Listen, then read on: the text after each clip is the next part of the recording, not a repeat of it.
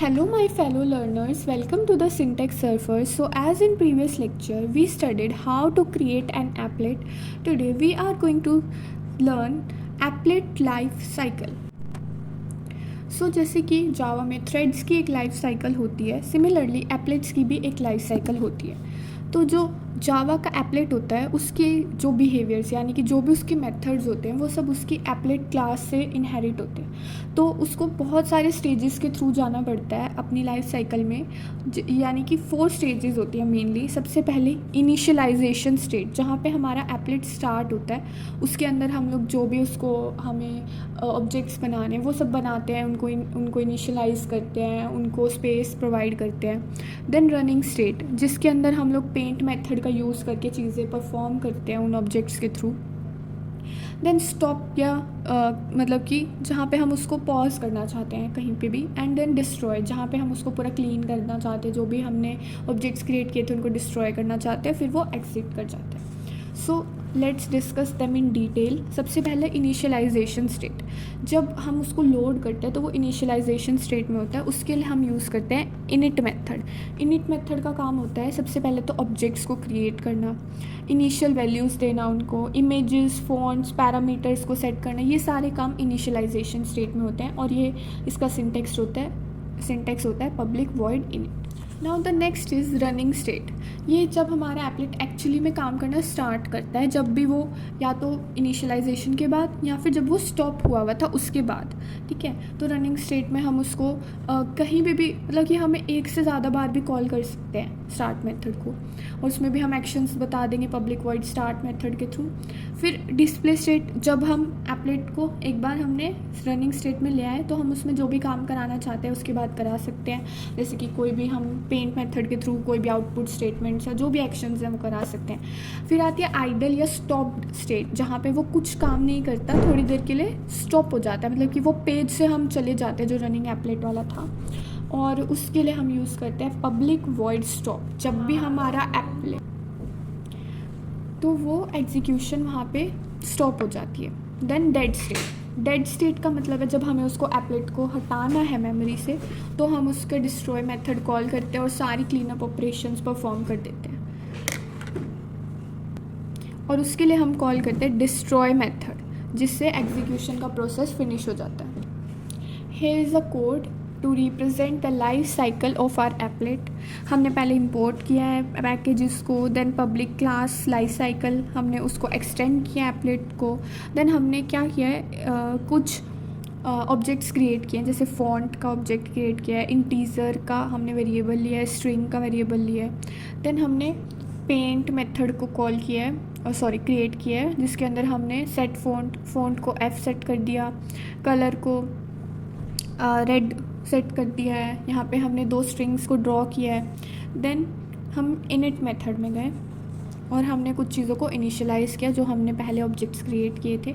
हम चाहें तो इनिट मेथड में भी इनको क्रिएट कर सकते हैं। फिर हमने स्टार्ट मेथड में जाके कुछ चीज़ें, मतलब जैसे हमने इनको पहले तो मेमोरी में स्पेस दिया था, अब मुझे इनकी वैल्यू को कुछ और मतलब कि चेंज करना है या फिर मतलब कि इनिशियलाइजेशन करनी है कुछ अलग वैल्यूज़ से, तो वो भी मैं कर सकती हूँ यहाँ पे। एंड उसके बाद आता है हमारा वॉइड स्टॉप, जिसके अंदर हमने यहाँ पे इनको स्टॉप करने के लिए कुछ चीज़ें वैल्यूज़ को चेंज कर दिया है। देन डिस्ट्रॉय में जाके हमने इनको डिस्ट्रॉय कर दिया।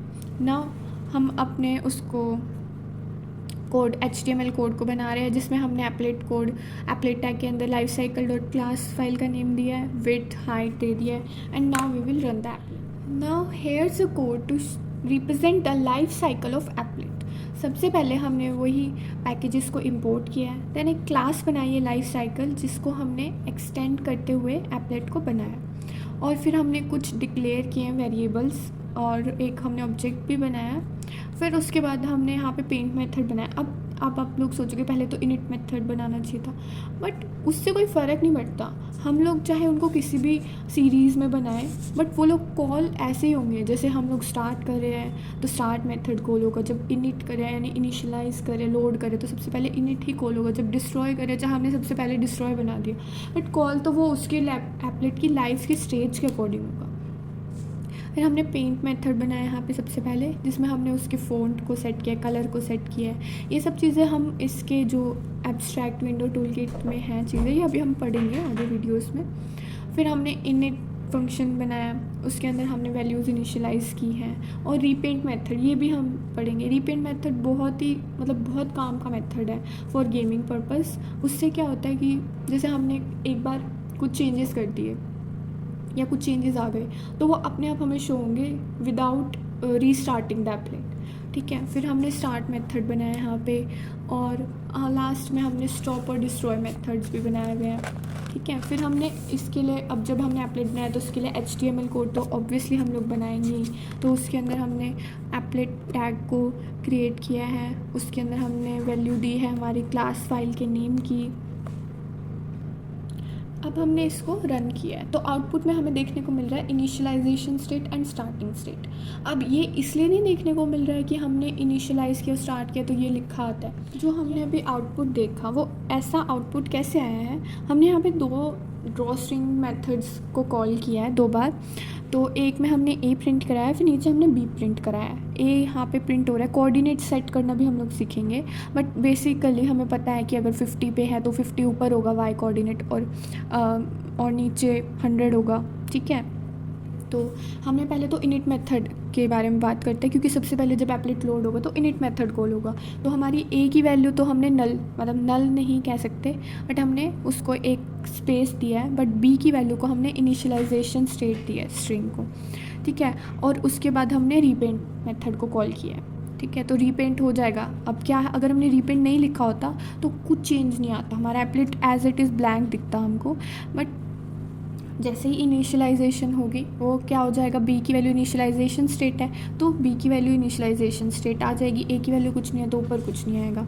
फिर हम उसको रीपेंट कर देंगे। ठीक है, और जैसे ही हमारा स्टार्ट होगा ऐप हमारा, तो एप्लेट स्टार्ट होते ही ए की वैल्यू बी, यानी कि ए की वैल्यू चली जाएगी इनिशियलाइजेशन स्टेट और बी की वैल्यू चली जाएगी स्टार्टिंग स्टेट, और फिर वो हो जाएगा फिर से रीपेंट। यानी कि जो पहले हमारा यहाँ पे पहले वाले का आउटपुट था, ऊपर तो कुछ नहीं था और नीचे था इनिशियलाइजेशन स्टेट, अब वो चेंज हो जाएगा और इनिशियलाइजेशन स्टेट तो चला जाएगा ऊपर। ठीक है, और हमें नीचे मिल जाएगा इनिशियलाइजेशन के नीचे स्टार्टिंग स्टेट लिखा हुआ। तो इस तरीके से ये वर्क करेगा। सिमिलरली जब हम इसको स्टॉप करेंगे तो हमें वहाँ पे ऊपर तो लिखा आएगा स्टार्टिंग स्टेट, क्योंकि ए की वैल्यू अब बी हो जाएगी, फिर से बी की वैल्यू क्या आती है उस टाइम स्टार्टिंग स्टेट थी। ठीक है, तो ए की वैल्यू आ जाएगी स्टार्टिंग स्टेट और बी की वैल्यू आ जाएगी स्टॉपिंग स्टेट, और फिर बी की वैल्यू डिस्ट्रॉइंग स्टेट हो जाएगी जब हम डिस्ट्रॉय कर देंगे उसको। ठीक है, तो ऐसे वो रीपेंट होता रहेगा जब भी कोई भी हम उसकी लाइफ साइकिल के अंदर चेंजेस करेंगे। So that is all for this video. In the next lecture we will discuss how to do graphics programming. Till then, keep learning, keep coding.